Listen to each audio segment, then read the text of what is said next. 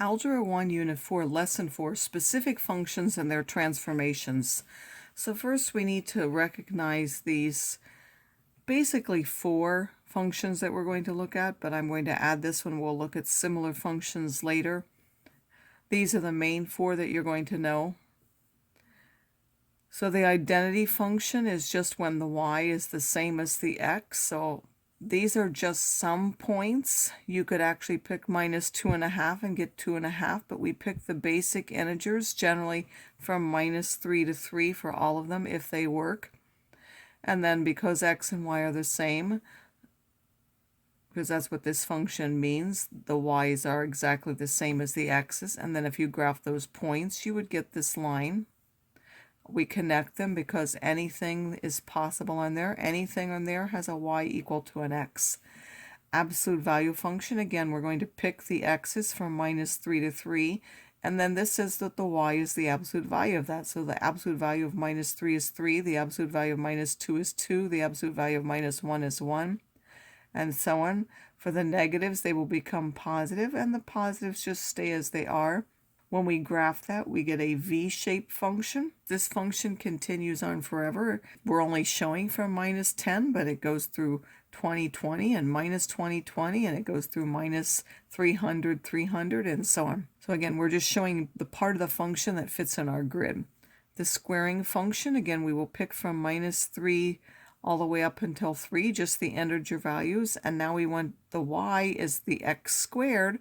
So -3 times -3, which is -3 squared is 9, -2 squared is 4, -1 squared is 1. In fact, remember, anytime you square any number, the result is always positive. 0 squared is 0, 1 squared is 1, 2 squared is 4, 3 squared is 9. If we graph those, we get 0, 0, we get -1 and 1 are both at 1, -2 and 2 are both at 4, and -3 and 3 are both at 9. And now when we connect them, we get what could be called a U-shaped function. It's going to be curved. For the square root function, we now want to think of the y's are the square root of x, so we only want the x's that we can take square root of. We can't take square roots of any negative numbers. And then the ones that are the perfect squares that fit on this grid are 0, 1, 4, and 9. The square root of 0 is 0, the square root of 1 is 1, the square root of 4 is 2, the square root of 9 is 3, and then we put those points. That will now be this way. It's almost like this, but now turned on its side, and it's only half of that. Exponential functions are when we have any positive number raised to a power. So we put a -2, b to the -2 means 1 over b squared. B to the -1 means 1 over b. B to the 0, we know that any number raised to the power 0 gives us 1. B to the power 1 is just b, and if we put a 2 there, that's just b squared. So now if we put in 2, we would get 1 over 2 squared, which is a fourth, or 0.25. If we put in a -1, we would have 2 to the -1, which is a half, or 0.5. 2 to the power 0 is 1. So this is 2 to the -2, 2 to the -1, 2 to the 0, 2 to the first, 2 squared, and 2 cubed. Those are these values. Those are the y values. If we graph them, we get these points, and it is a function which goes up forever, and it will go this way. It will get closer and closer to the x-axis, but never cross it. So we need to recognize these four functions, and we'll later on look at this one. We may have an example or so like this, but the main four to know are these. Now, we looked at transformations in the previous lesson. We know that if we have something on the inside, it will shift it either right or left. If we're adding this h, it's going to go right. If we're subtracting a number, it will go left. On the outside, that's a vertical stretch or shrink. It's a stretch if it's more than 1, and a shrink if it's a fraction. Something between 0 and 1. And on the outside, that's going to shift it up or down. If it's positive, it goes up. If it's negative, it goes down. So now if we have an identity function, this is true for any function, so it will affect all of these in the same way. If I take that transformation of the identity function, then f of x plus h, the y is the same as the x, so I can put the x value there in place of it. and I will get a times that x plus h plus k. If it's the absolute value function, this function says that to get the y value, you take the absolute value of the x value, so I would take the absolute value of the x plus h. In the squaring function, it says the y is the x value squared, so I would take this x value and square it instead, and then multiply by a and add k. This one, I would take the square root of the x and then multiply by a and add k. And the exponential, I would take that x plus h and put it in the exponent, so I would get b to the x plus h, multiply by a, and add k.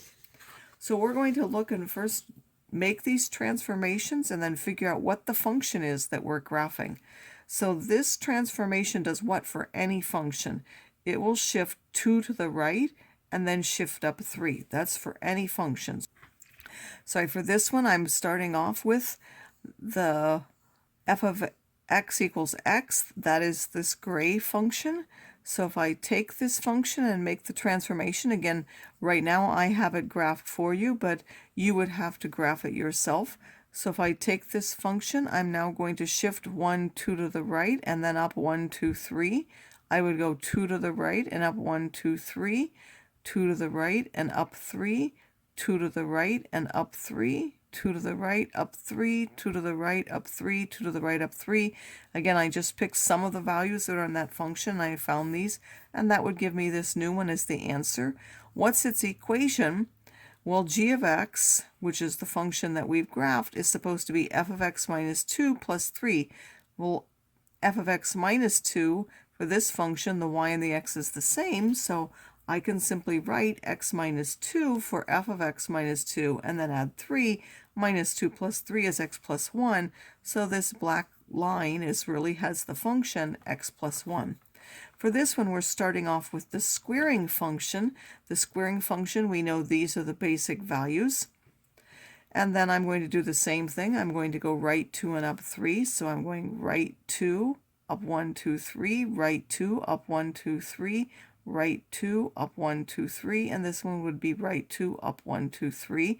The same is true on this side. I'm going to go right 2 and up 3, right 2 and up 3, right 2 and up 3, and when I connect that, we'll do this. What will its equation be? Well, then this one, the y is the x value squared. Since this is inside is x minus 2, I have to take that x minus 2 and square that, and then add 3 to that. If I use FOIL, that would give me this, and then I'm adding the 3, which I could combine to give me x squared minus 4x plus 7. As another example, we have this inside will shift 1 to the left. It will vertically stretch by 2 and then shift down 4. Now we're looking at the absolute value function, which again is the v function. I've given just some of the basic points. I'm going to shift 1 to the left, double the y. It's at 0, double stays at 0, and then I'm going to go down 4, 1, 2, 3, 4. This one I'm going to shift left 1, double the y. It's at 1, I'll double to 2, and then count down 4, 1, 2, 3, 4. For this point, I'm going to shift 1 to the left, double the y. It's at 2, would go to 4, and then down 4 will take me to 0. And this one, I'm going to shift 1 to the left. It's at a height of 3. I'm doubling that and going to 6, and then counting down 4. That would take me to 2. That would be my final point. That will now be this half of the graph. On the other half, I do the same thing. I shift 1 to the left. I double the y. It's at 1. I go to 2, and then count down 4 will take me to this point. For this point, which is here, I shift 1 to the left. It's at a height of 2. I double that and go to 4. Down 4 takes me to 0. And this point, I go 1 to the left. It's at a height of 3. I double that to 6, and then go down 4 to 2. That will give me the right half of the graph. Again, it's still a V, but it doesn't have the same shape because there was a stretch of 2. What's the new equation? Well, I want 2 and f of x plus 1. Well, what's f of x plus 1? Whatever's in here, that's what I have to take the absolute value of.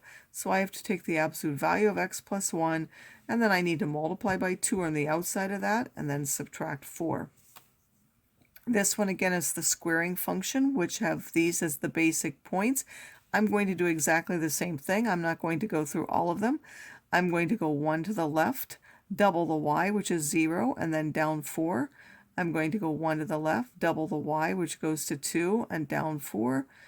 Then I'm going to go 1 to the left. I'm going to double the y.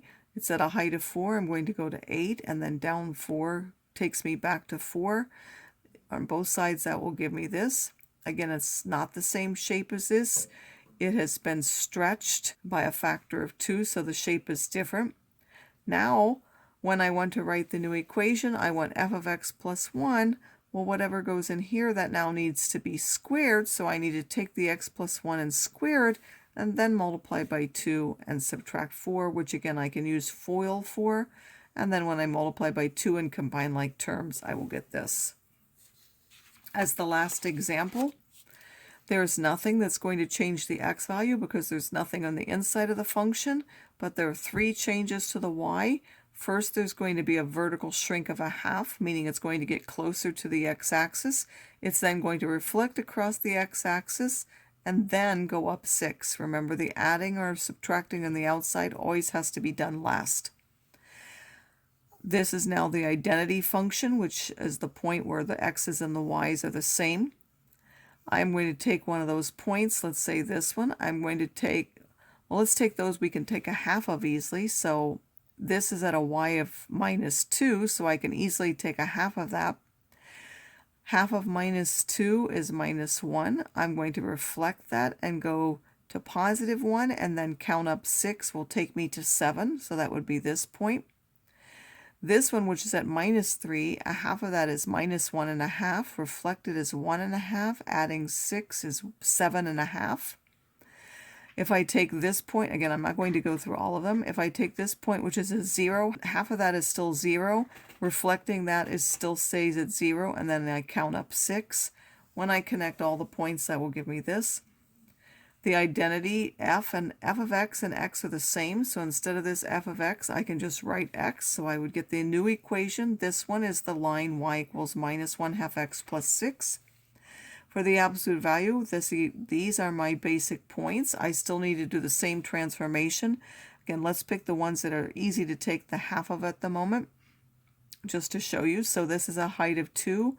I take a half of that, which goes to 1. I reflect, that goes to minus 1, and then I count up 6. 1, 2, 3, 4, 5, 6.